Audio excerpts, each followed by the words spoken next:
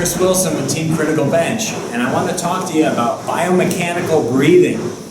Biomechanical breathing is something incorporated into intense exercises like kettlebell training or various other exercises that you can do with barbells and dumbbells, which is a little bit different from more simpler breathing or more controlled breathing like anatomical breathing that's done in like yoga and Pilates. This is much more intense and is designed for more explosive use, okay?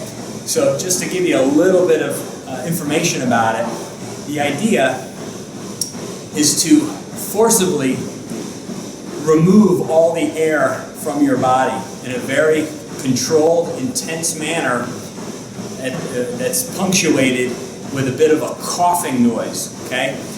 The idea is to kind of make a hissing sound like a tire leaking or a snake, and that air is slowly coming out of your body as you're building pressure up through your abdomen. And you're almost tucking your pelvis. You're actually they're doing a posterior tilt of your pelvis, like you're trying to bring your chest closer to your belly button while you do it.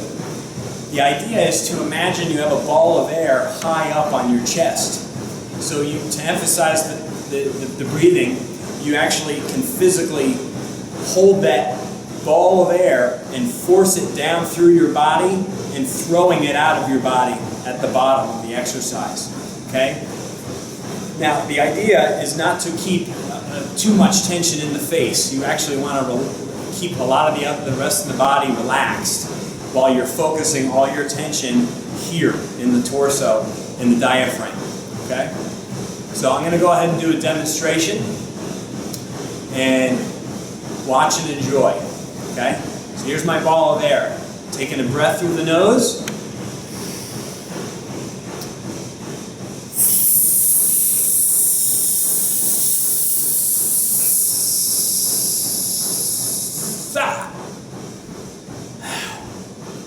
I'm going to try it again. Breathe in through the nose.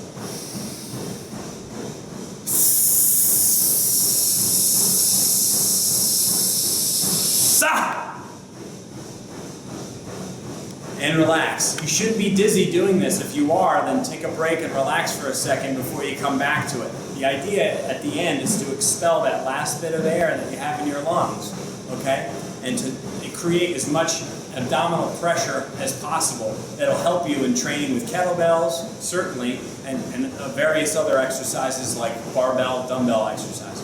Okay guys, so here's an application of that biomechanical breathing, okay? So what I'm going to do is I'm just going to go ahead and do a quick clean with my kettlebell, and I'm going to do a demonstration of biomechanical breathing as I press the kettlebell over my head, okay? So I have a kettlebell here to demo with. I'm in proper position.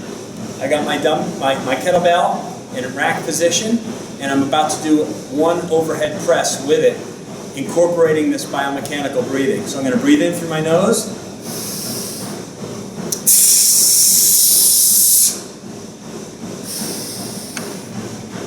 I'll do that demonstration again. Breathe in through the nose.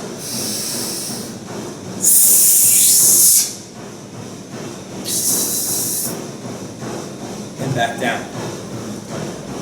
So what biomechanical breathing does, again, is helps you to create that intra-abdominal pressure to better do exercises with kettlebell or various other movements that you can would be considered intense exercise. Okay guys, so you just saw an application of biomechanical breathing to help me do a one-arm kettlebell press.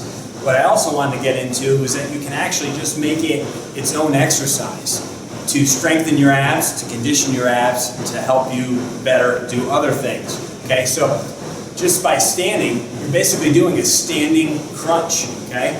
And it's probably more intense than your typical crunch, okay?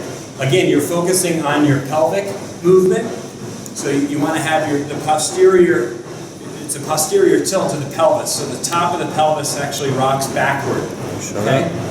Yeah, I'll show you this way. So if I'm standing tall, I actually make this movement, almost like if I had a piece of string attached here at my chest, down to my belly button, and I'm trying to bring that string closer together. Okay? So I rock that pelvis forward, and then I also do my biomechanical breathing. Okay? In through the nose.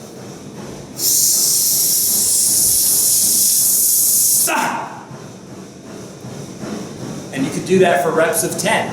Again, imagine that you have air up here in a ball, and you're forcing that air. It helps to do the gesture, at least to get used to, you kind of have to imagine what you're doing. You're trying to force air that's high up in the throat and the chest area, down through the body and out of your torso, okay? So let's do one more rep, okay? So I got my air, breathing in.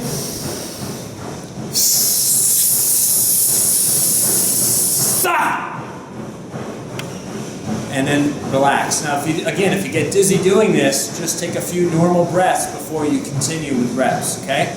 Do that for multiple sets, maybe up to 8 to 10 repetitions. All right, thanks again. We'll talk to you soon.